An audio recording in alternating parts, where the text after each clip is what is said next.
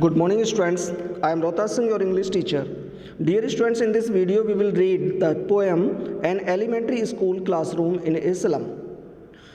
An Elementary School Classroom in Islam मतलब एक गंदी बस्ती में बने हुए एलिमेंट्री स्कूल की एक क्लासरूम मीन्स एक कक्षा का कमरा, उसकी क्या सिचुएशन है, किस तरीके से वो क्लास चलती है, किस तरह का वो डिज़ाइन हुआ है और किस तरह से वहाँ पर पढ़ने वाले बच्चों की क्या कंडीशन है. All these things are elaborated in this poem. Through this poem Stephen Spender focuses the light on the children of living in the slums.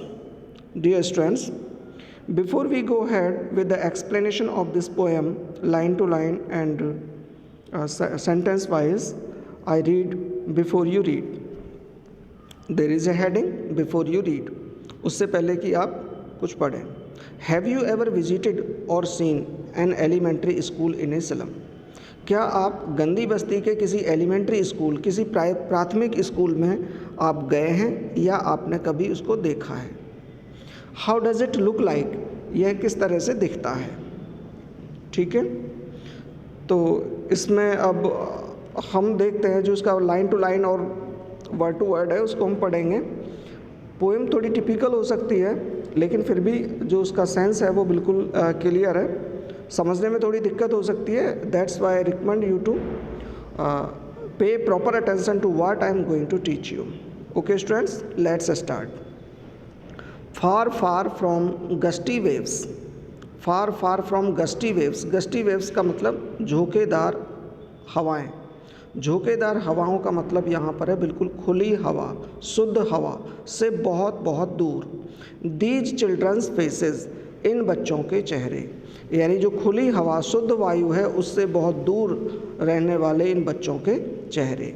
Like rootless weeds, जो इनके चेहरे हैं वो बिल्कुल रूटलेस वीड्स की तरह मुरझाए हुए हैं. रूटलेस का मतलब बिना जड़ वाले, वीड्स का मतलब घास फूस जो होता है हमारा खरपतवार जिसे हम कहते हैं का. आप समझ सकते हैं जैसे कुछ पौधे हैं, घास फूस के पौधे, अगर उनके नीचे से जड़ गल जाएं तो वो बिल्कुल मुरझा जाते हैं और उनके मुरझाए हुए निस्तेज जो उनका अपना मतलब आकृति हो जाती है उससे तुलना की है कवि ने बच्चों के मुरझाए हुए चेहरों की. ठीक है. The hair torn around their parallel.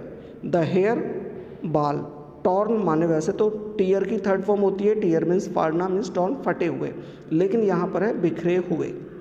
Around their parallel, parallel का मतलब होता है पीला सा, लेकिन यहाँ पर चूँकि पहले चेहरे के बारे में जिक्र कर चुका है तो यहाँ पर है इसका मतलब पीले चेहरे. उनके पीले चेहरों के चारों तरफ उनके बिखरे हुए बाल हैं. आगे बताता है the tall girl with her weighed down head. Weighed down head का मतलब है झुका हुआ सिर. एक लंबी लड़की जिसका झुका हुआ सर है. ये एक बार एक थोड़ा स्ट्रक्चर बना रहा है, मतलब उनकी जो एक पिक्चर बनाने की कोशिश कर रहा है कि जो बच्चे होते हैं, स्लम बच्चे होते हैं वो किस तरीके से हैं. तो एक लंबी लड़की जो सिर झुकाए हुए खड़ी है. आगे the paper seeming boy. Paper seeming का मतलब है पेपर की तरह दिखने वाले लड़का. विद रेड्स आइज, चूहे की आँखों जैसा, जिसकी आँखें बिल्कुल चूहे की जैसी हैं वो लड़का है वहाँ पर खड़ा है. आगे द स्टंटेड. स्टंटेड का मतलब होता है ठुंड एक तरह से, लेकिन यहाँ पर है छोटे कद का, ऐसे बच्चे जिनकी वृद्धि रुक गई है, छोटे कद के. The stunted unlucky hairs. Unlucky माने दुर्भाग्यपूर्ण और हेयर्स माने होता है उत्तराधिकारी या वंशज. Of twisted bones. Twisted bones का मतलब मुड़ी हुई हड्डियाँ, लेकिन मुड़ी हुई हड्डियों से मतलब है वो गरीब लोग जो बिल्कुल जिनकी बीमारी से, कमजोरी से बिल्कुल झुक गए हैं, पतले दुबले हो गए हैं, उनको ट्विस्टेड बॉन्स कहा गया है. उन ट्विस्टेड बॉन्स के वे अनलकी उत्तराधिकारी, अर्थात जो ट्विस्टेड उनके माता पिता हैं उनके बारे में बोला है, उनके ये अभागे बच्चे. रिसाइटिंग ए फादर्स नारलैंड डिसीज़. एक पिता की नारलैंड डिसीज़, नारलैंड का मतलब है जटिल और डिसीज़ बीमारी, अपने पिता की बीमारी का वर्णन करते हुए. His lesson from his desk. अपनी बेंच से, अपनी डेस्क से अपना पाठ याद करते हुए या अपना लेसन पढ़ते हुए का मतलब जो वो डेस्क पर बैठकर लेसन पढ़ रहे हैं वो वही लेसन हैं उन बीमारियों के बारे में हैं जो बीमारियां उनके पिता को हैं। At back of the dim class अंधकार से भरी हुई या डिम रोशनी से भरी हुई, मीन्स बहुत कम उजाला जिसमें है। डिम क्लास के पीछे वन अननोटेड का मतलब छुपा हुआ या जिस पर किसी का ध्यान ना गया हो। वन अननोटेड स्वीट माने अच्छा प्यारा एंड यंग लड़का बैठा हुआ है। His eyes live in a dream, उसकी आंखें एक सपने में रहती हैं, अर्थात उसकी आंखों में एक सपना है। अब किसका सपना है? ऑफ स्क्वेरल्स गेम, गिलहरी के खेल का सपना है। और गिलहरी का खेल कहाँ पर है? इन द ट्री रूम का मतलब पेड़ के घर में। पेड़ का घर कौन सा होता है? जैसे कि एक पेड़ है उसमें कुछ होल हो रखा है, कोई गड्ढा है, कोई जैसे थोड़ा सा गड्ढा हो जाता है और उसमें कुछ गिलहरी वगैरह या फिर कुछ तोते पक्षी वगैरह बैठ जाते हैं, ऐसे उस गड्ढे में जो गिलहरी का खेल है उसके बारे में है। तथा अदर देन दिस, और इससे भी कुछ अन्य चीज़ों के सपने उस लड़के के आँखों में हैं। On sour cream walls, sour cream का मतलब क्रीम कलर की दीवारों पर। डोनेशंस का मतलब होता है दान, लेकिन यहाँ डोनेशंस का मतलब है जो दान देने वाले लोगों की एक लिस्ट टंगी हुई है, जो दान देने वाले लोगों के नाम उस पर लिखे हुए हैं। शेक्सपियर्स हेड, शेक्सपियर का सिर। जैसे आप देख सकते हैं जो शेक्सपियर जैसे कुछ बुक रूम होते हैं, ऑफिस होते हैं, उनमें हम कुछ महान लोगों के चित्र, उनका जो ऊपर का एक सिर वाला पोर्शन होता है उसका एक चित्र हम लगा देते हैं। जैसे कि आप ऑफिस में कुछ महान नेताओं के या महान व्यक्तियों के आप उसमें फ़ोटो देख सकते हैं। इस तरह से जो शेक्सपियर का हेड लगा हुआ है। क्लाउडलेस एट डाउन्स, और सुबह के समय में क्लाउडलेस एट डाउन्स का मतलब जैसे सुबह के समय की कोई सीनरी वहाँ पर लगी हो, जहाँ पर कोई बादल ना हो, ऐसी सीनरी जो लगी हुई हैं वो। सिविलाइज्ड डोम राइडिंग ऑल सिटीज़, और एक ऐसी गुंबद जो कि सभी शहरों में घूमकर आई हो। ये सारी चीज़ क्या है? ये सारी चीज़ें उन स्लम के बच्चों के लिए जो एलिमेंट्री स्कूल क्लासरूम है, ये उनके क्लासरूम में लगे हुए हैं, उनके बारे में पोइट यहाँ पर जिक्र कर रहा है। बेल्ड फ्लावरी टायरोलीज वैली, फूलों से लदी हुई टायरोलीज वैली के चित्र, टायरोलीज घाटी के चित्र, ये सब चीज़ें जो उसमें हैं उनके बारे में उसने बताया है। ठीक है। ओपन हैंडेड मैप का मतलब है बिल्कुल ओपन, खुले हाथ से बनाया हुआ एक नक्शा। अब उस नक्शे में क्या है? Awarding the word it's word, जो पूरे संसार को एक संसार का अवार्ड दे रहा है, अर्थात एक संसार का बना हुआ नक्शा जिसमें ये पूरा प्रतिबिंबित हो रहा है कि संसार ऐसा है। आगे, एंड येट, और फिर भी, फॉर दीज चिल्ड्रन, इन बच्चों के लिए, दीज विंडोज़, ये खिड़कियाँ, नॉट दिस वर्ल्ड, ये संसार नहीं, बल्कि जो वास्तव में संसार है वो इनके लिए संसार नहीं है, बल्कि केवल उनके लिए ये खिड़कियाँ आर वर्ल्ड, उनके लिए तो केवल ये खिड़कियाँ ही संसार हैं। Where all their for futures painted with a fog, जहाँ पर उनका सबका भविष्य फॉग के रूप में, फॉग से पेंटेड किया हुआ है।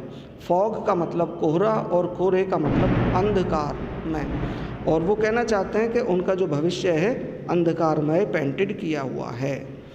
A narrow street sealed in with a lead sky, और एक जो नैरो स्ट्रीट का मतलब उनका जो भविष्य है वो बिल्कुल एक ऐसी संकरी गली है जो पर लेड स्काई से के साथ सील कर दी गई है, बंद कर दी गई है। मतलब उनका जो भविष्य है, उनका जो संसार है, वो केवल एक संकरी गली जिसमें लेड स्काई से उसको सील कर दिया हो, बंद कर दिया हो। फार फार फ्रॉम रिवर्स, और उनकी जो ये स्थिति है, उनका जो ये संसार है वो नदियों से बहुत दूर है। कैप्स का मतलब होता है पर्वत की ऊंची चोटियाँ, ऊंची चोटियों से बहुत दूर है। And stars of the world, और संसार के तारों से बहुत दूर है। ठीक है स्टूडेंट्स, श्योरली, निश्चित रूप से, शेक्सपियर इज वेक्स्ड। अभी जैसे कि पोइट ने ये डिस्क्राइब किया है कि जो स्लम बच्चों के लिए जो स्कूल है, उस स्कूल को किस तरीके से डेकोरेट किया गया अंदर से, कि उसमें शेक्सपियर का भी हेड लगा हुआ है, डोनेटर्स की उसमें लिस्ट लगी हुई है, और कुछ सीनरीज लगी हुई हैं जिनमें सुबह को क्लियर क्लाउड हैं, और सिविलाइज्ड डोम की पिक्चर है, टायरलीज वैली की पिक्चर है। तो ये की चीज़ क्या कह रहा है कि शेक्सपियर उनके लिए कोई काम का नहीं है, उनके लिए ये चीज़ व्यर्थ है। And the map a bad example with ships and sun and love tempting them to steal for lives। और वो जो नक्शा है जिसमें जहाज़ हैं, सूर्य है और वो प्यार है, वो उसके लिए बहुत बुरा एग्जाम्पल है। बुरा एग्जाम्पल क्यों है? क्योंकि ये चीज़ें उन्हें केवल अपने जीवन को सरवाइव करने के लिए, चोरी करने के लिए प्रेरित करती हैं। अब कौन से जीवन के लिए आगे दिया है? फॉर लाइव्स दैट का मतलब उस जीवन के लिए जिस जीवन को slyly turn in their cramped holes, जिस जीवन को उनके क्रैम्प्ड का मतलब नैरो मीन्स बहुत छोटा, तंग, होल्स माने गड्ढा, एक छोटे गड्ढों में, छोटे गड्ढों का मतलब यहाँ पर है उनके छोटे छोटे घर। जैसे उनके जिस जीवन को उन छोटे छोटे घरों में बदल दिया गया है, from fog to endless night, यानी कोहरे से जहाँ पर उनके जीवन को एंडलेस नाइट में बदल दिया गया है, ऐसे उस जीवन के लिए उन्हें ये नक्शे, ये चीज़ें सब केवल जीवन जीने के लिए, चोरी करने के लिए प्रेरित करती हैं। इसलिए उनके लिए ये सब चीज़ें बेकार हैं। आगे देखेंगे, on their slag heap, on their slag heap, slag heap का मतलब स्लैग माने कूड़ा कचरा, और हीप मीन्स ढेर, जो कचरे का ढेर है। लेकिन वास्तव में यहाँ पर ये कचरे के ढेर से मतलब नहीं है, यहाँ पर उनके बॉडी, उनके शरीर के बारे में बोला गया है। उनका शरीर जो कि केवल एक कूड़े कचरे के ढेर की तरह है, उसकी तुलना की गई है। ऑन देयर स्लैग हीप, अपने कूड़े कचरे के ढेर के तरह वाले शरीर पर, दीज चिल्ड्रन वियर स्किन्स, ये अपने शरीर, उस शरीर पर स्किन्स पहनते हैं, यानी इनके उस कूड़े कचरे वाले शरीर पर उनकी स्किन्स तो है। पीप्ड थ्रो, जिसमें से झांकती हैं, बाहर दिखती हैं, बाई बोन्स के द्वारा, यानी जिनके द्वारा होती हुई हड्डियां बाहर झांकती हैं। एंड हड्डियां बाहर झांकती हैं, आप समझ चुके हैं कि ऐसे पतले दुबले हैं कि उनमें हड्डियां बिल्कुल साफ दिखाई देती हैं। एंड स्पेक्टेकल्स ऑफ स्टील्स, और क्या वर्णन किया है कि स्पेक्टेकल्स ऑफ स्टील, स्टील माने इस्पात यानी लोहे जैसी एक धातु, स्टील के स्पेक्टेकल्स हैं, जैसे ऐसे स्पेक्टेकल्स, ऐसे चश्मे जिनका फ्रेम स्टील का बना हुआ है। विद मेंडेड ग्लासेस, मेंडेड ग्लास का मेंडेड का मतलब होता है मरम्मत किया हुआ, जिनके ग्लास टूटे हुए हैं लेकिन उनको जैसे चिपका दिया हो या उनकी मरम्मत कर दी गई हो, इस तरह के उनके चश्मे हैं। यानी स्टील के फ्रेम हैं और उनमें टूटे फूटे ग्लास लगे हुए हैं, उनको जैसे मरम्मत कर दिया है। अब कैसे दिखते हैं? लाइक बोतल बिट्स ऑन स्टोन, बिल्कुल ऐसे दिखते हैं जैसे पत्थरों पर कांच की बोतल के टुकड़े तोड़ तोड़ कर चिपका दिए हों। All of their time and space, अपने पूरे समय और उनका पूरा समय और जगह, आर फॉगी स्लम्स, उनके लिए पूरा समय और उनका रहने की जगह केवल फॉगी स्लम्स हैं। फॉगी स्लम्स मीन्स कोहरेदार, अर्थात एक तरह से अंधकारमय, स्लम माने झुग्गी झोंपड़ियाँ हैं। इसलिए वो ये सारी चीज़ें बता रहा है, इसलिए ब्लॉट देयर मैप्स, उनके नक्शों पर ब्लॉट कीजिए। ब्लॉट करना का मतलब है धब्बे से कोई चीज़ बनाना या धब्बे बनाना। उनके जो नक्शे बनाए जाने चाहिए, उनके नक्शों पर सूर्य, शिप, शेक्सपियर, ये सब चीज़ें लगाने की ज़रूरत नहीं है। उनके नक्शे को तो ब्लॉट कीजिए, अर्थात बनाइए विद स्लम्स, झुग्गी झोंपड़ियों की तरह, यानी झुग्गी झोंपड़ियों को उन पर दर्शाया जाए। एज बिग एज डूम, एक विनाश की तरह उनकी झुग्गी झोंपड़ियों को उनके नक्शे पर बनाया जाना चाहिए, ब्लॉट किया जाना चाहिए। ब्लॉट माने धब्बे की तरह बनाया जाना चाहिए। क्योंकि उनको उन सजे धजे नक्शों के से कुछ लेना देना नहीं है। ठीक है स्टूडेंट्स, आगे देखेंगे।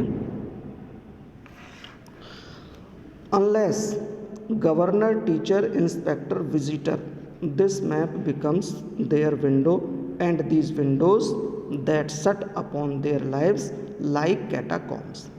इसको आप देखेंगे, समझना थोड़ा टिपिकल हो सकता है लेकिन फिर भी क्लियर है। अनलेस से शुरू किया है लेकिन अनलेस को आप नहीं मानेंगे।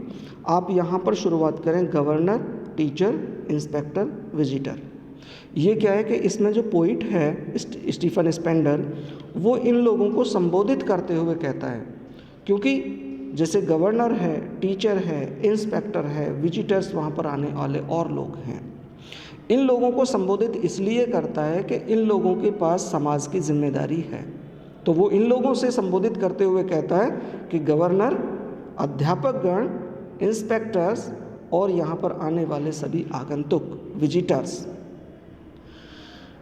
जब तक, अब इस अनलेस को मानेंगे, जब तक यह मैप उनके लिए एक विंडो ना बन जाए, उनके लिए भविष्य की एक खिड़की ना बन जाए, और दीज विंडोज़, और ये खिड़कियाँ जो वास्तव में अब खिड़कियाँ हैं, that shut upon their lives, जो उनके जीवन को बंद कर देती हैं, लाइक कैटाकॉम्स, जैसे कि कब्र में बंद कर देती हैं, ऐसे कब्र में बंद कर देती हैं ये खिड़कियाँ। तो इन खिड़कियों को आगे बता रहा है, ब्रेक ओ ब्रेक, ब्रेक ओ ब्रेक का मतलब इनको तोड़ दो, बिल्कुल तोड़ दो, ओपन, बिल्कुल खुला तोड़ दो, टिल, जब तक, उससे पहले, टिल, उससे पहले कि दे ब्रेक द टाउन, कि ये पूरे टाउन को तोड़ दें, उससे पहले इन खिड़कियों को तोड़ दो। And show the children green fields, और इन बच्चों को हरे मैदान, हरे खेत दिखाओ। ऐसा करने का, कहने का मतलब उसका ये है, and make their word run Azure on gold Sands.